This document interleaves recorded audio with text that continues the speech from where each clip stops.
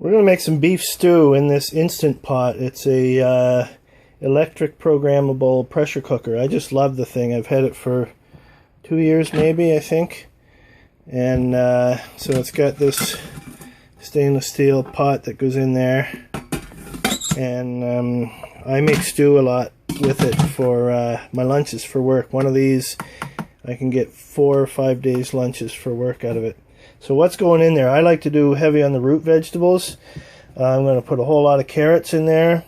This is a kohlrabi, so the carrots I'll peel and chop.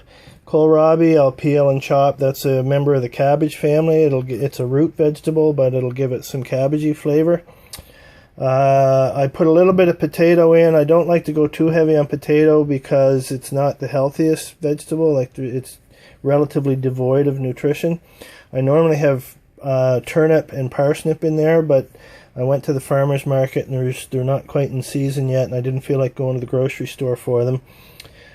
Two onions, and I'll use a good part of that green. I'll chop some of the manky stuff off of there. I'm going to put a whole bunch of string beans in there. This is probably more than I will use. I got these at the farmer's market, but you just chop off both ends and then cut them up. Those go really well in there too. Garlic scapes are from about a month ago from my local farmer. I picked them up. They keep well in the fridge. I'm just going to chop those up real fine and throw them in there, add some garlicky flavor. Spices and herbs. I've got about 3/4 of a teaspoon of freshly ground pepper. I just ground it in my pestle and mortar. 1.5 teaspoon of salt. And I got 2 tablespoons of this stuff. I've been on a kick with this stuff lately since my wife picked it up. I've been really enjoying it. You see me talk about it in my other videos.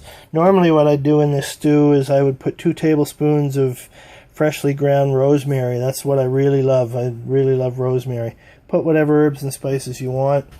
And then I've got a cup of red wine here, just cheap red wine, screw top. A cup of red wine is going in there. And then we'll fill it the rest of the way with water. Instead of red wine, what I often use, you can use a combination of different things too. Red wine vinegar, about 1/3 of a cup of that. Worcestershire sauce works really well. Soy sauce works really well. Cider vinegar, malt vinegar. I can even use some vinegar and some apple juice, works really well. All kinds. Today I'm just going 100% red wine, 1 full cup. You can use a combination of all those things. You don't want to go too heavy on the vinegar, like 1/3 to 1/2 a cup of vinegar, and then something else to balance it out some, like vinegar and apple juice, for example. So I'm going to prepare all this stuff, load that up, and we'll see how it goes. Oh yeah, something I forgot to mention. This is actually designed by a local guy here in Ottawa. I bought it directly from him. Really nice guy. He loves to chat about food. The newer version has a yogurt maker function, and he's trying to add a sous vide function to the one after that as well. You can buy them online, Amazon, and lots of other places too. Really great. They're made in China, but they're designed here in Ottawa, and the fellow that owns the company is a super nice guy. So the question might be, how much of everything? I didn't give you any quantities. So really, what I do is I just go by what I want most. I wanted all of those carrots in there. You already heard me disparaging potatoes, so those will be the last thing that go in. I got one of the onions in. I'm going to do the kohlrabi now. The other onion, I'll put a bunch of the green beans and the celery. I got to get the beef in there, of course. You just do it a bit at a time, and you put one onion in and you add all your other stuff to get a good mixture, and then if you have room for another onion and you like onions, then throw it in. That's the way I do it. So you're not necessarily going to use all of this stuff that you have here. You just go along and you add your favorite things first, and make sure you get the ones that you like most, and add the other stuff as there is room for it. And there's my beef. It's from a local butcher. They source it all from local farmers. Normally I use stewing beef, but I just happen to have a bunch of ground beef on hand. I've got 3 bags of those. I'll use at least 2 of them. I'll weigh them out and see. I want about 1,500 grams of about 1.5 pounds of beef, or about 750 grams is what I'm going to add. Now I just crumble up, when I do ground, I just crumble it up and put it in there. I know that if you fry that up first in a frying pan, it gives you the Maillard reactions, and that caramelization and browning puts flavors in here that you might like. I just want to make a quick beef stew, honestly. I've done it both ways. Yeah, it definitely tastes well, I wouldn't even say it tastes better. It has a slightly different flavor when you do it that way. If you want to spend the extra time and do it, go for it. I don't want to spend the extra time when I'm doing it right now. I might as well toss my herbs in at this point, my herbs and spices. Get those in there, and what the heck, while I'm thinking of it on the camera, I'll put the wine on there, and you can see I'm running out of space, and I still have a lot of stuff left here. So I got some of the kohlrabi in there, some of it not. Got to get those garlic scapes in there, the other onion, the kohlrabi, the celery, and one of the potatoes, and then we'll get a few of those beans in maybe. We'll see. Now you see here there's a max fill line. What I've found with this is you can fill it with veg a little bit higher as long as your liquid stays below the max line. You can figure it out on your own. I'm not saying that's necessarily safe. I'm saying that's what I do, and I've found it to be okay. Garlic scapes are like wood, especially if they've been sitting around for a month like mine have.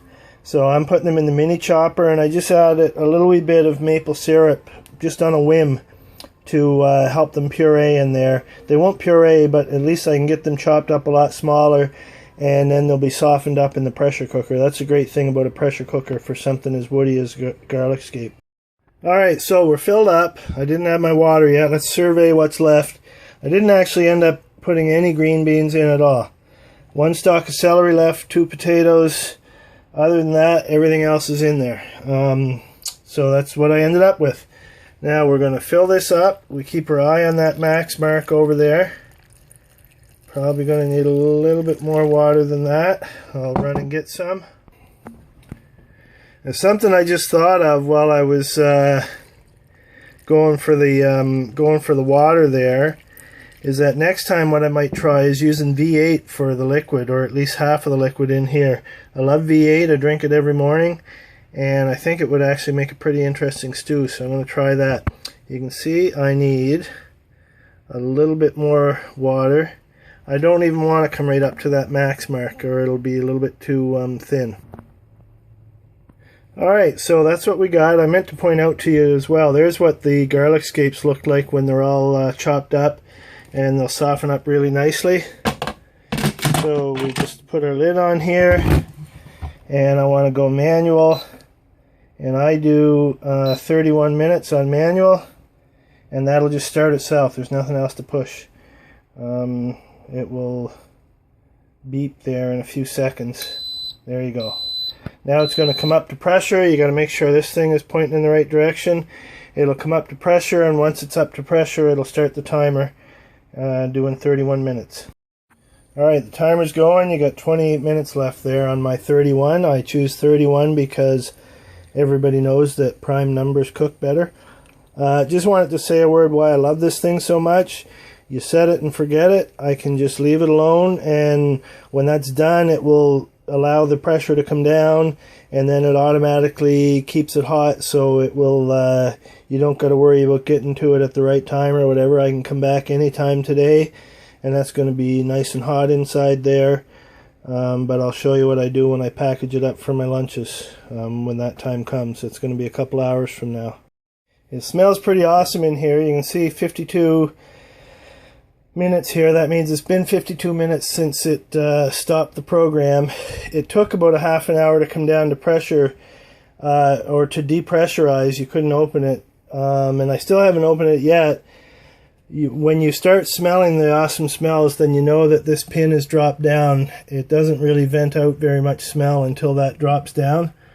And once you smell it, you know that the pressure is down far enough that you could open it if you wanted to. So let's have a look here. That really smells fantastic. And it has to have a good stir because it's kind of still in there in layers. Once it fills up, once it fills up, you can't stir it very well, obviously. So I'm going to have to give this a good stir, and then I'll start dishing it out. Man, does that smell good. Alright, I've given it a good stir. It stirs actually better with a narrower spoon, like a wooden spoon, rather than this guy here. It's all stirred up. I took a little bit out for a taste test, and I got 2 of my containers here. Normally it fills 4 of these really well, and that makes a really good sized meal for my work lunches. So it's not brain surgery from this point in time. You just got to carefully fill up those containers down there without spilling anything, and you want to try to evenly distribute the contents. I'll fill them up. Alright, I got 2 of them filled up. These are glass containers. I got them at Costco. I really like them. They have the fold down sides here that clip on. And that's, once the 4 sides are clipped, that's watertight, so I can throw one of these in my backpack, take it to work, and I don't have to worry about it leaking. Now let's give this a taste. This just smells incredible, and I'm going to see what the taste test is like. There's a little piece of kohlrabi, some carrot and onion.